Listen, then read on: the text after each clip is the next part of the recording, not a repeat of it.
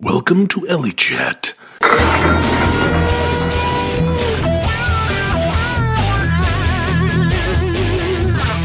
Your home for exclusive news and commentary on the internet's only podcast about Candlepin bowling.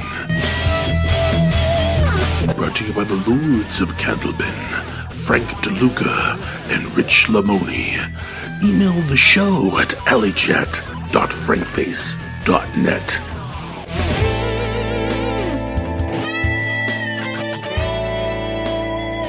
Now broadcasting from the heart of the Bay State, the host of Alley Chat, FrankFace. Welcome everyone to Alley Chat. My name is FrankFace. I am your host for today. I am joined with my wonderful, illustrious co-host, Kyle Bruce. And we are at the final regular season Pro Series stop. We are at Lakeside Lanes, Kyle, for the 10-string tournament. In Manchester, New Hampshire, yes. In beautiful Manchester, New Hampshire. That it is, yes. I know that because I've lived in several places in Manchester. Oh. This being the sixth and final regular season Pro Series stop before the playoffs that'll happen next month in Woburn, or some people call it Woburn. Yes. Yes. And, so far it looks like there have been some big scores thrown here. And, we'll see what happens. Yeah, we're through our first shift of the day. Jonathan Boudreau leads that shift at 13:18. We're going to be talking to him later in the show.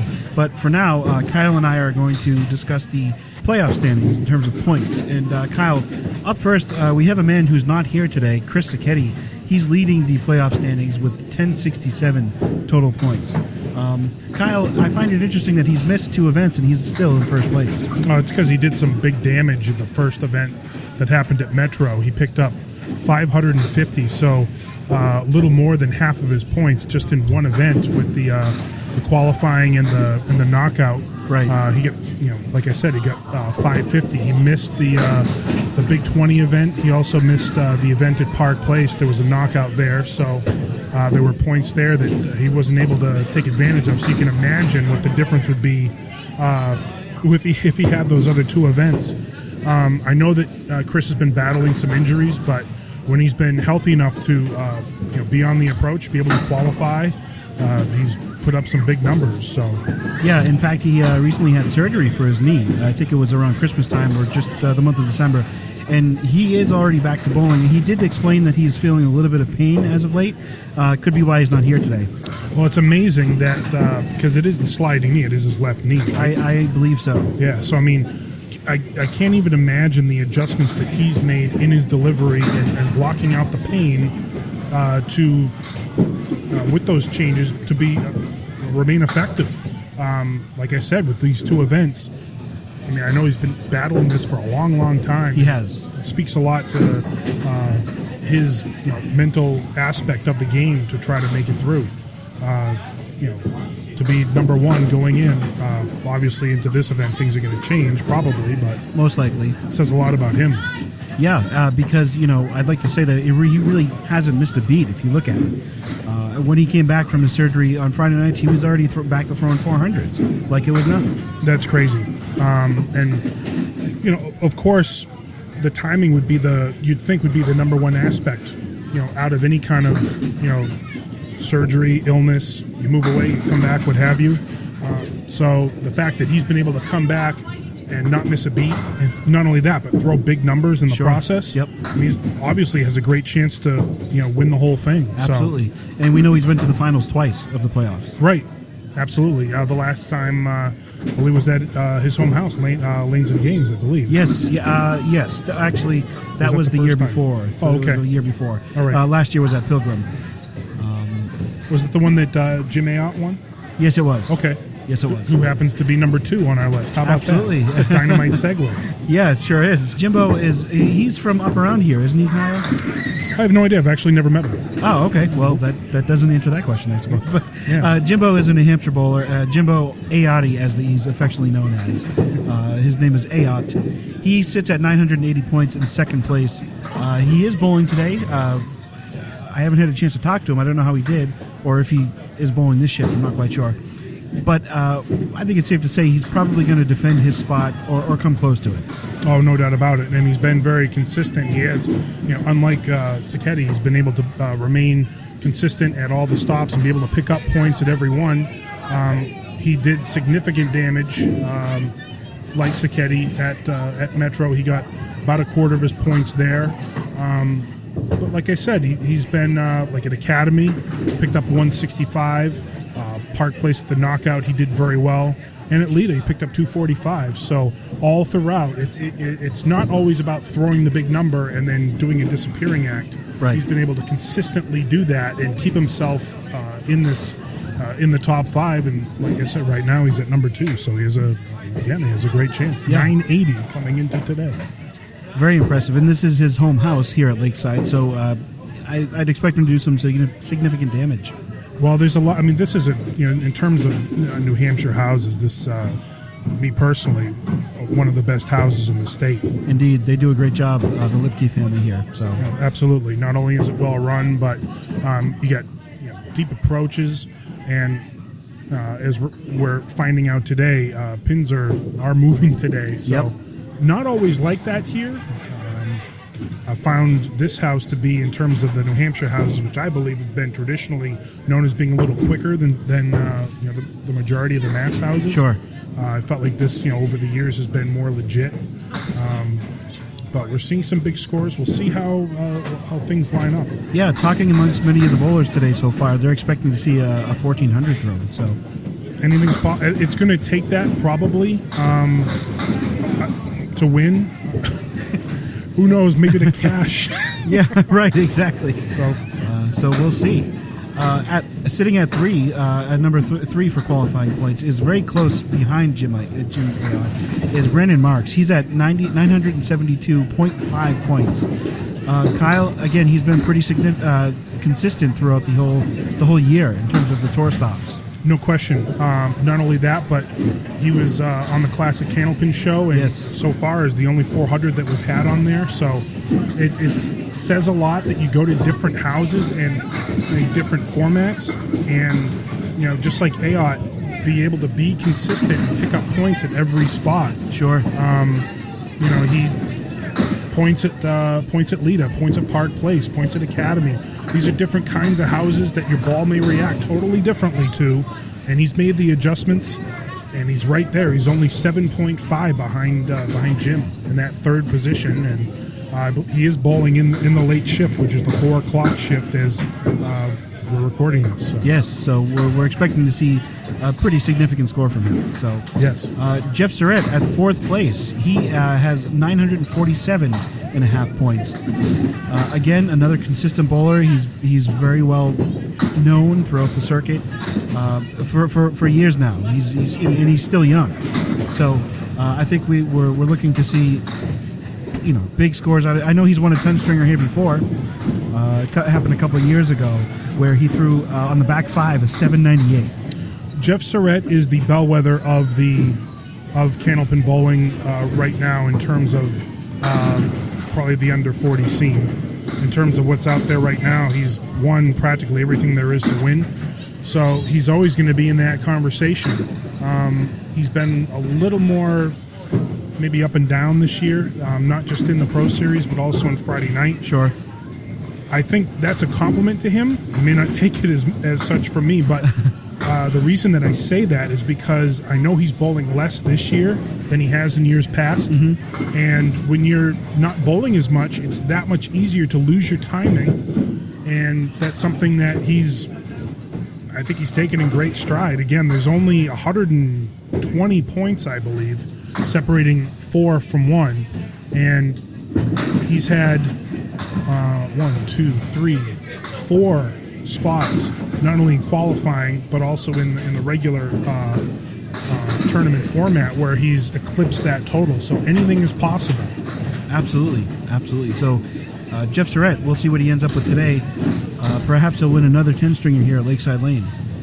Our number 5 position is Brian Kroll. Brian Kroll actually missed an event, and he's still sitting at 5th place at 928 points. 928.5 points. Brian has always been a good bowler, Kyle. A fantastic bowler. I know he has a history of bowling in his family. I believe his dad owned Crowell Bowl somewhere in Maynard, Massachusetts, or something. But I think the Crowell Bowl was in Stowe, actually. Oh, Stowe. Okay, very good. Thank you. But I've never seen Brian Crowell bowl poorly. He has not bowled poorly. No, Brian throws the same ball today that he was throwing 20 years ago. He's a veteran of the game. That's a testament to him to be able to maintain that. He looks the same. The ball looks the same. Exactly. He's still scoring big. To be number 5 amongst this, there's some big names that bowl the Pro Series. Sure. And he's very, very effective. He's always in a tournament, like you said. I mean, he missed the Big 20, but he's picked up over 200 points nearly in every other stop. Sure. And he has to in order to, because of missing Big 20, to get to that 928.5. So great chance. Absolutely. So we could expect to see him move up today. So number 6, Jonathan Boudreau.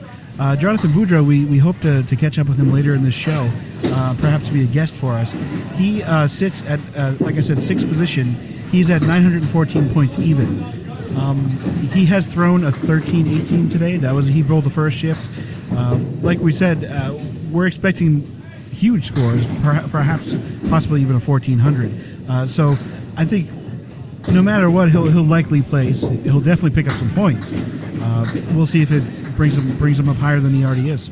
Well, that's the big question, because the way that the sign-ups are today for this 6th and final event is that the majority of the sign-ups actually were in the first shift. So you're going to see there are about 50 sign-ups for the show. I don't know about walk-ins because we don't have a tally on that. Sure.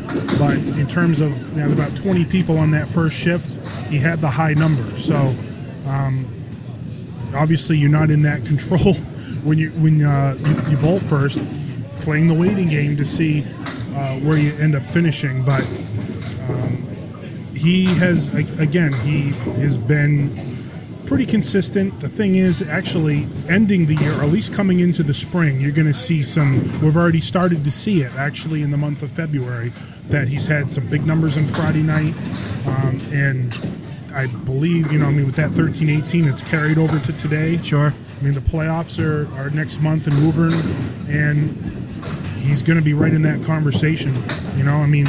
He's right there. He really is. He throws the ball as well as anybody does. The age to me doesn't matter, because he's got everything down. Sure.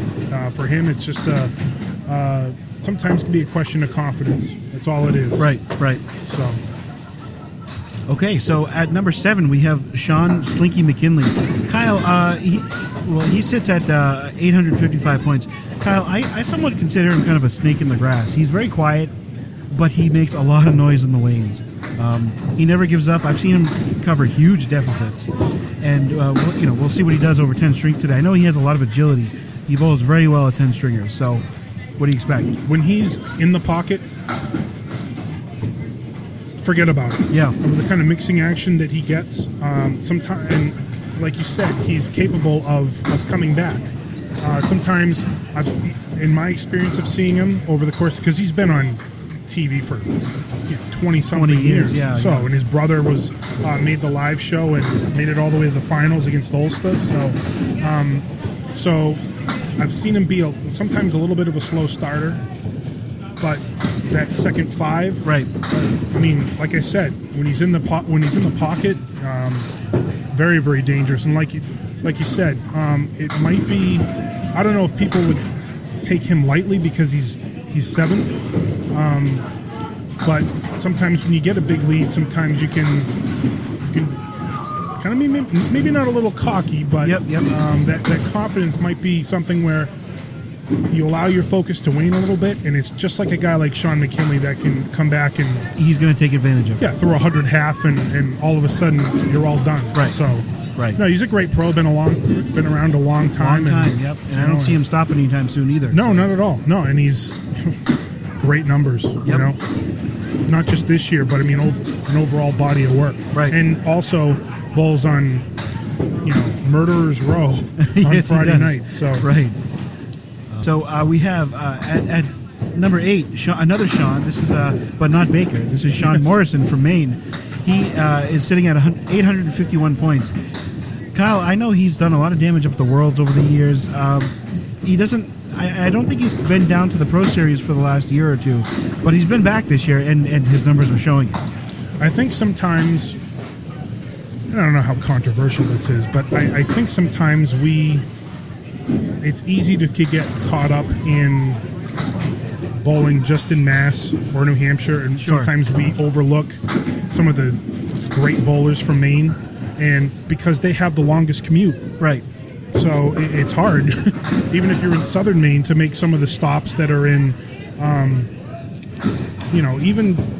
going to Metro. That's sometimes, especially if you're in central Maine. Right. It's a long drive. It's a hike, yeah. Yeah, and so that's why, bowlers that come there sometimes aren't able to make all the stops. But when, a guy like Sean... huge scores. I mean, he had a great day at Lita in Nashua, and again, he's been consistent despite the Big 20, everything else right there. Like Academy, 265 points. Right. Metro picked up 140. Academy 195. So 855 points for him. Very, very dangerous. Sure. So, okay, at number 9, we have DG, Dave Godwin. He is sitting at 838 points. Kyle, one of my favorite bowlers. He's young. He knows what he's doing. He's confident, despite being young, and he's just always on fire. I've never seen him bowl poorly, I don't think. He's my guy. Yeah. He's a Celtics fan. There you go. And he's been on Classic Candlepins. He was on the best show that we've had so far. Right. And the thing about Dave is that with the kind of ball that he throws, I mean, I know Rich has talked about it before in terms of his strike ball. Sure. Very, very explosive. Oh, yeah. That backup ball. Incredible. And what he's done already in his career goes to show that you can't count him out of any match at all. Yeah, think of throwing a 220 plus at the Worlds. Yeah, that's just wrong. It should be illegal. Right. What he's done. And having said that, I think the best is yet to come. Well, I'm certainly looking forward to seeing it. You and me both. Right? You and me both. And he's at 819 points. So, and this is, the way that the house is falling today in Manchester, he's the kind of guy that can make up a lot of ground. Absolutely. So, looking forward to seeing him bowl today. Yes. Okay, closely behind DG, Dave Godwin, is Bobby Whitcomb. He only trails DG by 4 pins. He's at 815. Kyle, my description for Bobby Whitcomb is, I don't know if you've ever heard me say this before, he reminds me of a bull on the wings. He will stare down those pins, throw a strike, look back at you, and almost kind of snarl and have steam, smoke coming out of his nose, and like he revs up his feet ready to charge the pins or something. But he's the nicest guy ever. It's just and for that, I can't say enough good things about Bobby Witt. It's just incredible. Bobby Witt is the bowler's bowler. Yes. He has, he has done pretty much everything you can nowadays in terms of accomplishments, titles. I mean, he's likely going to, he has a place in the Hall of Fame. Absolutely. You'd think that, he doesn't throw super hard. He's got that nice break on the ball. He can throw big scores anywhere. Anywhere. Even when he's light, he always carries great action. Sure. He's tremendous. What can you say? And a class guy, like you said, as well. Absolutely. So, tremendous. I met him years ago. He probably doesn't even remember it. But, well, the good news is he's expressed that he wants to come talk to us on the podcast. So, well, I look forward to that. Yes, indeed. Yes.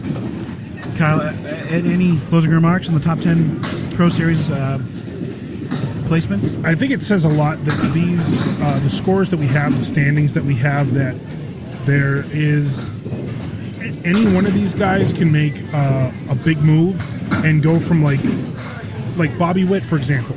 He's at 819. Sure. Nothing says that he can't, take a huge number today. He can pick up 200 points today. Right, exactly. So, and going into the playoffs, I think that that says a lot. He's on Friday nights. I think he's averaging. I think he's number one actually. I believe so. Yes, I think he's averaging 128, and at a 20th century, which again that says a lot too. So yeah, it's been a bit of a difficult house this year, opposed to other years. So right.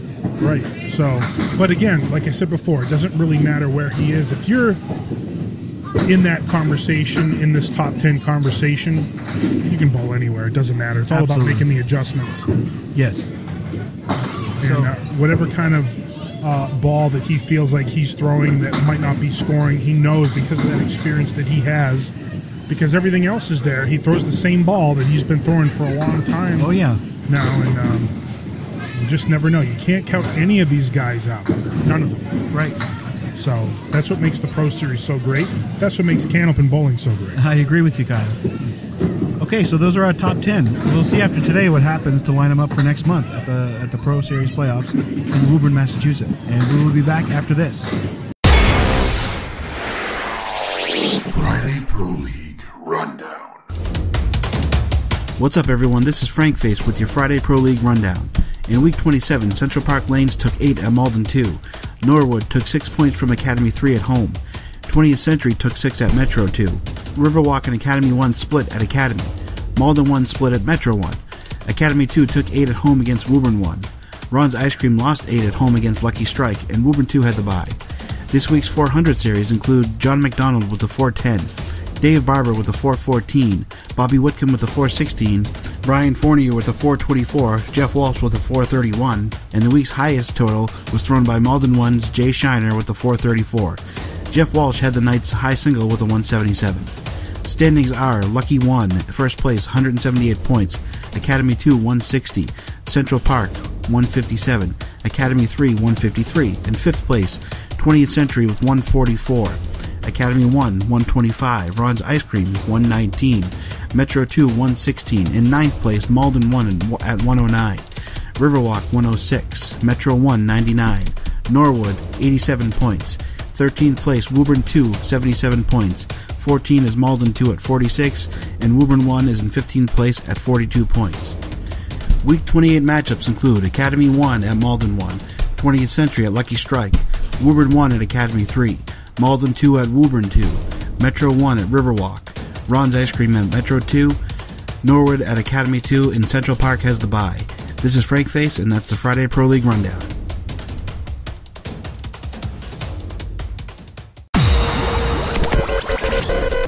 Alley Chat. Exclusive interview. Well, folks, we are joined by our first guest. We are at the Pro Series last event of the year, the 2015 year. I am here with my co-host, Kyle Bruce, and we have our first guest of the show on Alley Chat, the web's only Candlepin Bowling podcast. Our guest is Jonathan Boudreau. Jonathan, welcome. Thank you. How you doing? I'm doing okay. I just finished bowling. Okay. And as we know, this is the 10-stringer. John, how'd you bowl? I hit 13-18, so I led the first shift, but with some of the guys on this shift, that probably isn't going to finish too high. But okay, and how many guys were in the first shift, roughly? There were 20, I believe, and I think there's 30 now. Okay. So 50 guys. They're paying the top 12. Top 12, okay. Yeah. Well, 13-18, I think you should be up there somewhere. I mean, I hope I walk out with an envelope, so we'll see what happens. If you don't, what happens? I'm probably going to walk home, which for the people at home, that's about an hour and a half drive, so yikes. I'll be home in about 2 weeks. Okay. Well, your leagues are going to miss you. I'll be home by the end of spring break. Okay. Well, that would be convenient. I hope it doesn't come to that.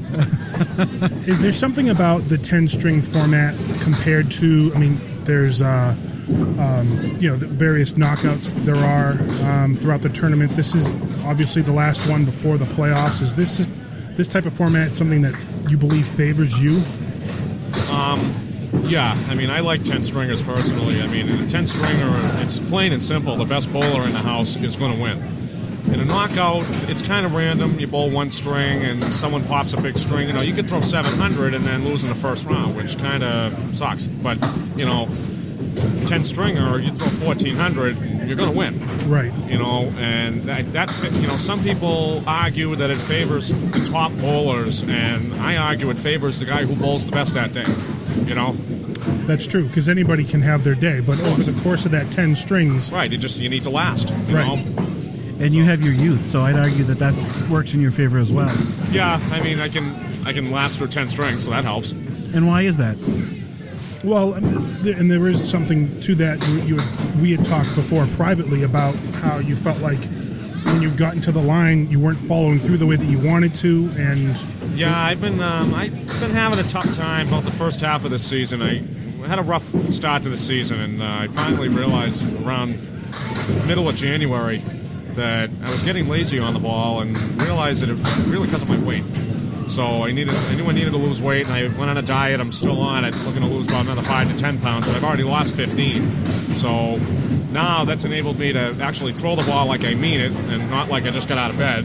So it helps. And you saw results from the work that you've done almost right away, right? Yeah, scores have gone up. I tied a personal high a couple of weeks ago, and had a solid score today. Only a couple bad strings. It's felt better, you know. Define what's a bad string for you, John? One right in Bolwell. Okay, fair enough. 40 at Georgetown. It is all relative because you strive to be the best in the world. Really, anything less than that would be uncivilized.